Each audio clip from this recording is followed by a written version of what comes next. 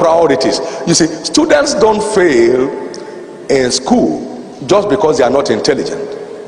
Most of the time they fail because they have wrong priorities. Say with me, wrong priorities. When it should be in the class, it's in town. When it should be in the library, it's in a party. So they dub him unintelligent. Not because he has no sound intellect, but he has a wrong priority, which has eroded his capacity to learn. So when you misplace your priority in your quest for leadership, you fail to become one. Knowledge is key.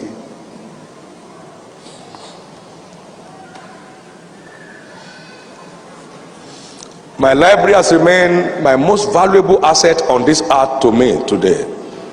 And where I'm sitting down here, if I need a book, I can tell them where to go check for it. Check for this here. Yes, shelf 4. Yes, line 2. Check here. You find around 8. Bring it for me.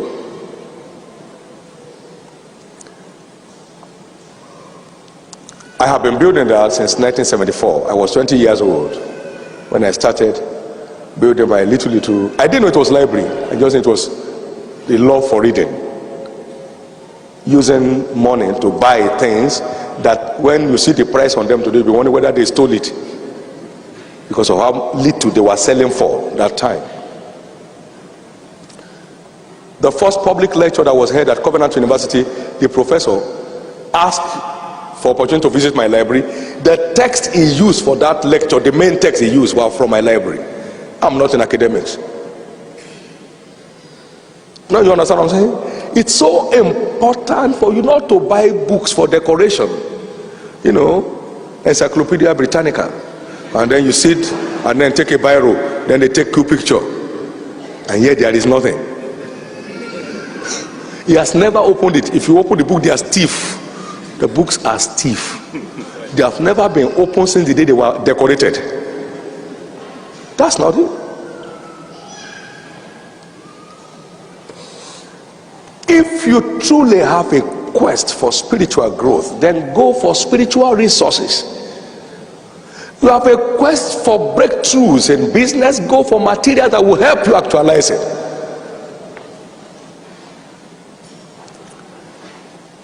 If you are not a committed reader, you never emerge a leader. You never emerge a leader. I pray that somebody here this morning has heard something. Oh yeah. Somebody here this morning has heard something.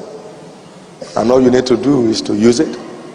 I've told people time and again, I'm not surprised about where we are today. I would have been surprised if we are not there. Because the price, you can't be surprised if you go to a car garage to buy a car and you have the money. Can you be surprised that they sold to you? You can't be surprised. I cannot be surprised that we found ourselves where we are today. I would have been surprised if we are not there. Because I found what it would take you there, and I apply myself to those things, and so getting there must not be a surprise. Getting there must not be a surprise. Getting there must not be a surprise. Now, for instance, we are presently building a second university called Landmark University with agriculture as its main anchor, and for that reason I had to send a team plus myself to Israel to go and check on 19 agricultural and research settlements in Israel to buy into their knowledge with all the available documents and resource materials in building what is going to start next year, October. And then negotiating for consultancy with some of those research centers so we can have inputs from somewhere in building what we are doing. Anything you do with only common sense will end in a common place.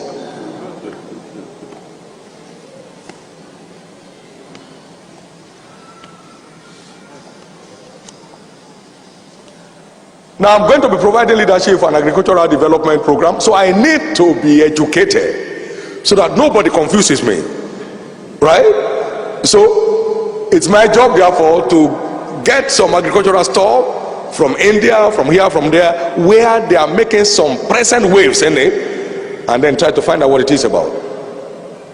Say, but you're a pastor. Yes, but I have that assignment, and I have to provide leadership for you. Not by occupying a seat, but by having a sound understanding of how it works.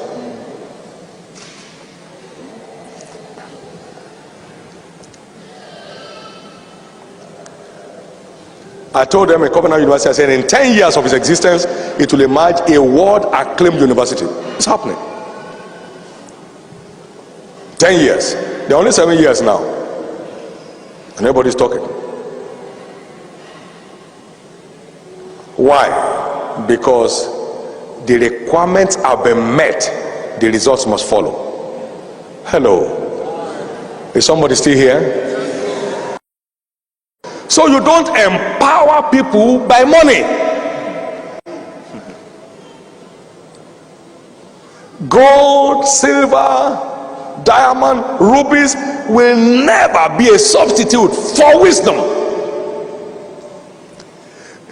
The real treasure that guarantees a great future is wisdom, and it's acquired with the price of high level self-discipline.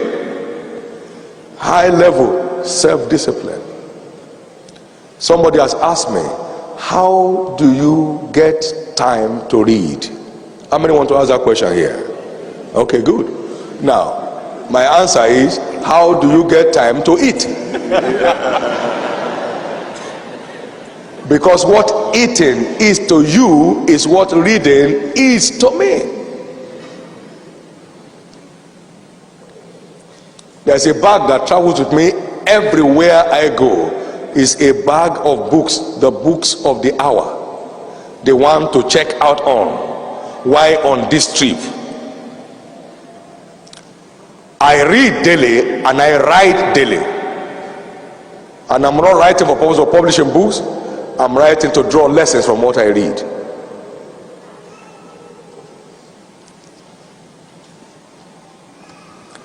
There is nothing wrong with prayer, just that it's not a substitute for this. You can pray to acquire skill at a higher rate, but it will not be equal to skill.